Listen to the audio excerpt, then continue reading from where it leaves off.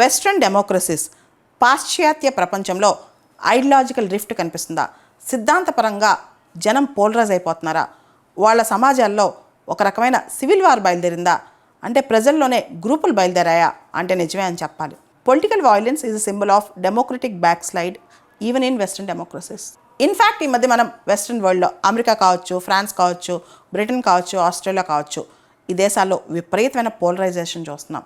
ఐడియాలజికల్గా చాలా పెద్ద రిఫ్టే బయలుదేరిందనమాట. ఒక పెద్ద ఫాల్ట్ లైనే స్టార్ట్ అయిందని చెప్పొచ్చు అనమాట. అసలు ఏంటి ఐడియాలజికల్ పోలరైజేషన్? ఉదాహరణకి అమెరికన్ కేస్ స్టడీ తీసుకుందాం. అమెరికాలో కూడా మనం ఐడియాలజికల్ పోలరైజేషన్ విపరీతంగా చూడొచ్చు. ఇక్కడ అమెరికాలో మనకి రెండు భావజాలాలు సిద్ధాంతపరంగా విపరీతంగా గొడవ పడుతున్నాయి, కాన్ఫ్లిక్ట్ జోన్లో ఉన్నాయి. ఏంటవి? Liberals and conservatives. మనం చూస్తే కనుక సిలికాన్ వ్యాలీ అంటే కాలిఫోర్నియా ఈ ప్రాంతం అంతా ఈరోజు ఆ స్థాయిలో ఉండి సర్వీస్ సెక్టర్ అంతా గ్రో అయిందంటే దానికి కారణం అమెరికాలోని డెమోక్రాట్స్ అంటే లిబరల్స్ అని చెప్పొచ్చు. అదేవిధంగా అమెరికాలోని హింటర్లాండ్స్ కంట్రీ సైడ్ అక్కడంతా కూడా రిపబ్లికన్స్ ప్రాబల్యం చాలా ఎక్కువ ఉంటుంది అనమాట.